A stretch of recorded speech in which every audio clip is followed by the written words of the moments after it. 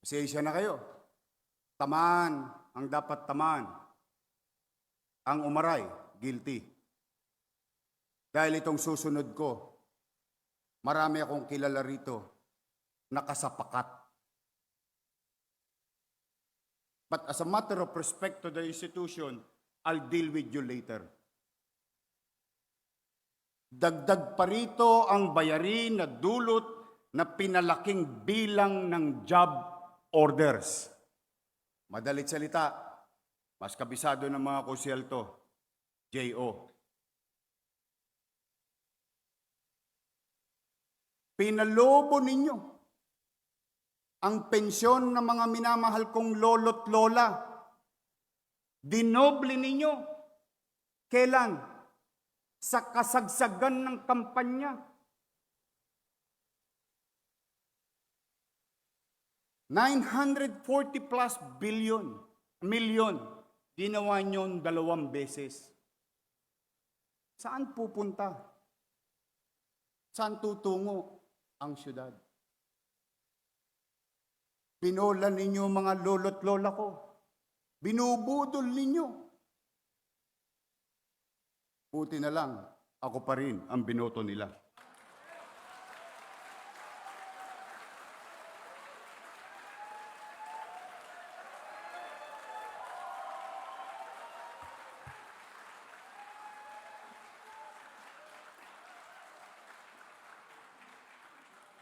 Sa aking mga minamahal na lolo't lola, mga nanay, tatay, buong kababaang loob po. Maraming salamat sa pagtitiwala ninyo.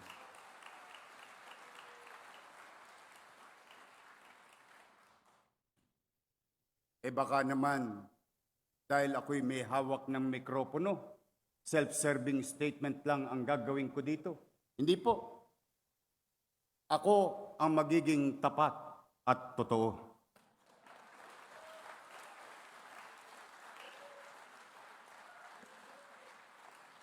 Una, ang pagiging katapatan sa tao. Kung kayo ay may iniwang bayarin, ako po may inutang. Na minsan hindi ko kinubli. Ang masakit, kasama ko kayong nangutang nun eh. Pero, bagamat ako'y nangutang, tayo'y nagtatag ng matagal ko ng pangarap. Irma Alfonso, Dr. J, Edward Tan, Letlet inabot pa to, Che Borromeo, Lou Biloso, mga matatagal ko ng kasama. Alam ninyo, sa puso't isipan ko, noon pa man pangarap ko na mamigay ng lupa at pabahay.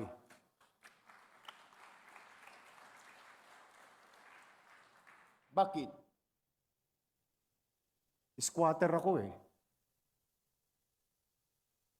Alam ko ang pakiramdam ng isang tao ni hindi niya alam kung pag-uwi niya ay yung bahay niya nakatirik pa. Kaya minabuti ko, pati sa pagsasabatas bilang konsihal, pati sa pagsasabatas bilang presiding officer like Vice Mayor Chia Atienza, at nung ako'y naging punong o ekutibo, lahat ng pinangarap ko, ipinatayo ko, tinupad ko. Sa utang nang galing yun. Sinabi ko nga sa taong bayan sa kasagsagan ng pandemya, ultimo relo ng City Hall, ipatatas ako kitang bunting makaraos lang tayo.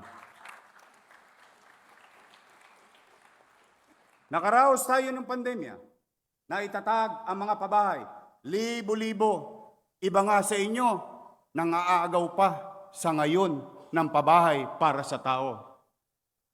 Tandaan nyo to, hanggat ako nandito, mga konsihal, mga bahagi ng department head na nakikisapakat, I will review all those beneficiary. And yesterday, I heard something very bad. At 30 na, mayor na ako, may tumitira pa ng 12-20,000 para ma-award lang sa isang benepisyaryo ang pabahay ng lungsod na ginawa natin. Wala na nga kayong ginawa.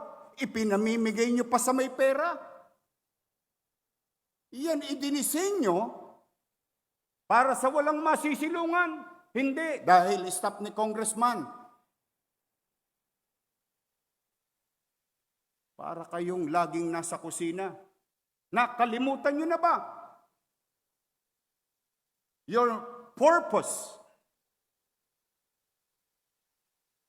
The day that you decided to join public service, not service to yourselves. Alam niyo malapit sa akin yun, yung pabinababoy ninyo. Kung sino man sila, panagutin ko sila. And today, I directed Secretary Letlet Sarkal to halt the award, to investigate those mga gifted child.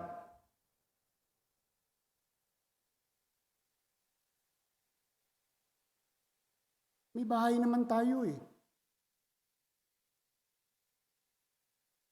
May masisilungan tayo. Paano ang wala?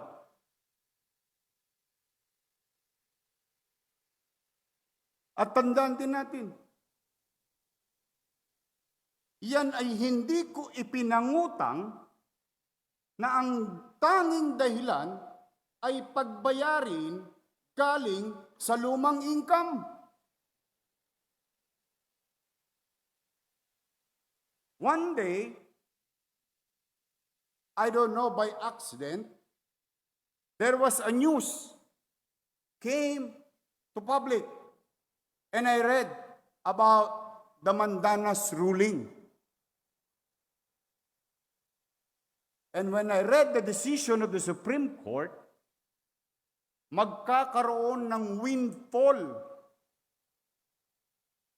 o extrang income ang ating minamahal na lungsod. And mind you, and I want you to go back a little bit with our history. Before I assume as your mayor, we will never be entertained by any government banks. Bakit? Napakasama ng COA audit report ng siyudad ng Maynila. Ngunit, bakit nagkaliwat kanan ang bangko ng gobyernong lumapit sa atin? Bakit? May bagong pera. Hindi mo kailangan taasan ang buwis ng tao dahil may paparating na bagong income. And through some financial engineering, I am no economist, but I know what is the effect of inflation to every human being, not only in Manila, but the entire world. A peso spent today is better than the same peso spent tomorrow. And with that, napatupad natin. And with that, nakatawid tayo. 8 buwan, walang nagutom sa lungsod ng Maynila.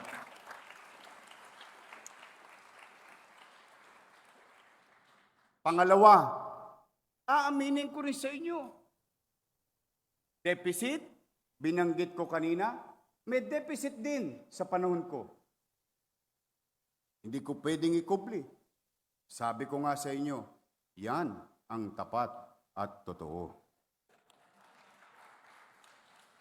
During my time, we've experienced 13% and 19% at the height of pandemic. Partida pa, pandemic pa. Bakit ganon? Ibig sabihin, may tiwala ang mamamayan. Bagamat hirap sila, nagsipagbayad sila ng obligasyon sa ating minamahal na lungsod. O kayo, wala na kayong pandemya. And your deficit is amounting to 36 to 39%. What kind of fiscal management is that? And again, I am no economist.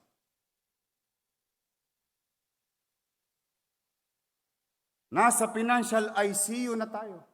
And I ask the audience, especially yung mga nasa ibabaw, if there is seatbelt there, please fasten your seatbelt.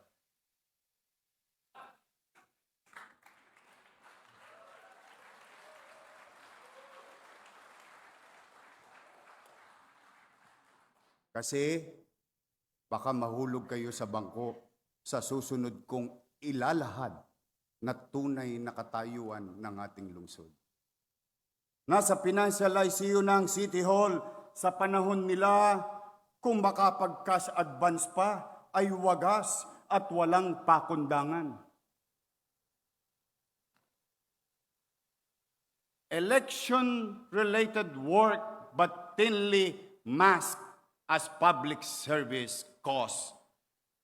Cash advances by the special disbursement officers ballooning to 3.8 billion pesos.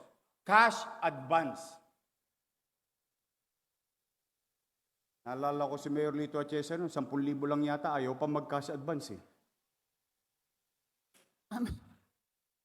Let's call a spade a spade.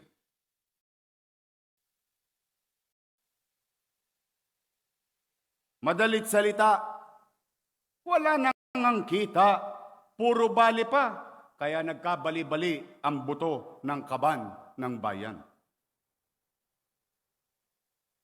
The total supplier payables increased to 7.4 billion. Alam niyo po, 1.8 billion plus o piso nito ay 2 taon nang binayaran. May kapabayaan? Pinabayaan o istapa? Mula January, mind you, I'm trying to be very specific that all of you here later on will be guided properly. Mula January hanggang May 2025, sa gitna ng kampanya, 21 na opisyal at empleyado ng City Hall nag-cash advance ng 2.1 billion pesos. January, Enero, Pebrero, Marso, Abril, Mayo, 5 buwan. Ano ang panahon na ito? Panahon ng ginamit sa kasama program, job order o JO at iba pang election-related services. Kumapit pa kayo. In just one day, they authorize one person to draw 3 checks in one day.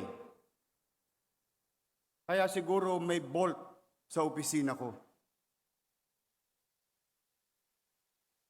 Isang tao lang. Isang araw lang. May 9, 3 days before election, pinag-cash advance ng 132 million pesos. Ayan po siya. Pogi.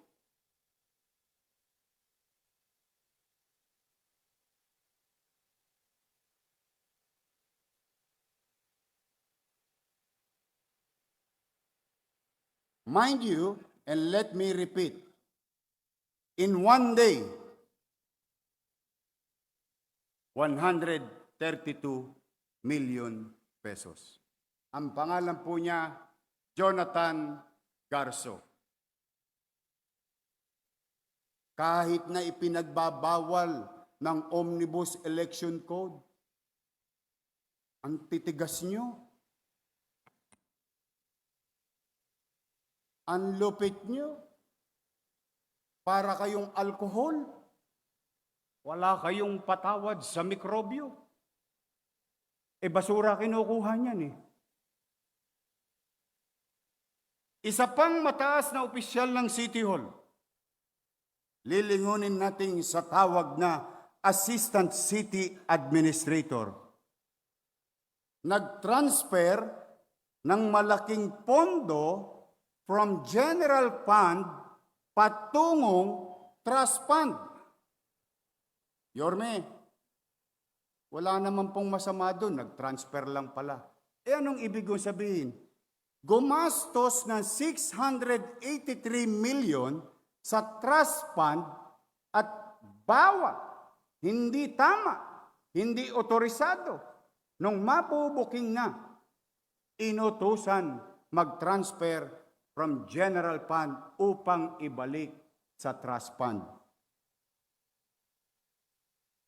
Ang pera, 683 million pesos. Ayan po siya.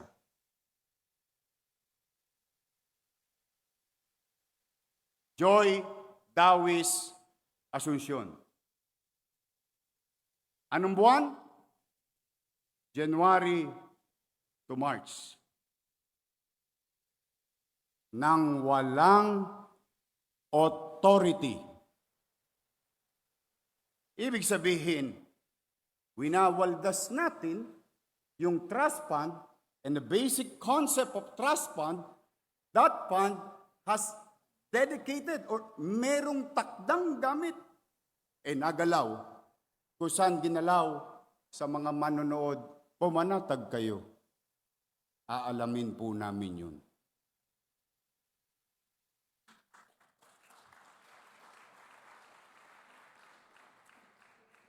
Sa kasagsagan ng eleksyon, isang empleyado ng City Hall, ang pangalan Fernan Bermejo,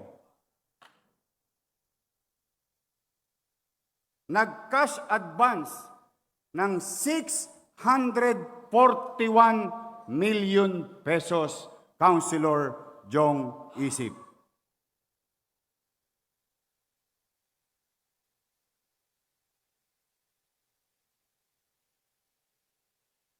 Kasi baka nagtataka kayo, bakit walang pambayad sa 10.2 billion?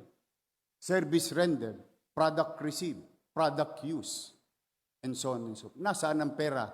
Unti-unti ko nang ipinamumulat sa inyo kung nasaan ang cash.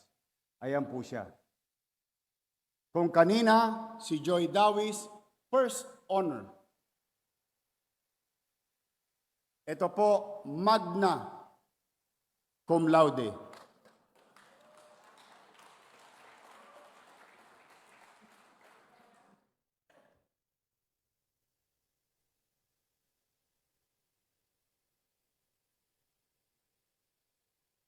Ang susunod, ang summa cum laude. Attorney Marlon Lacson, amounting to 1.1 billion pesos.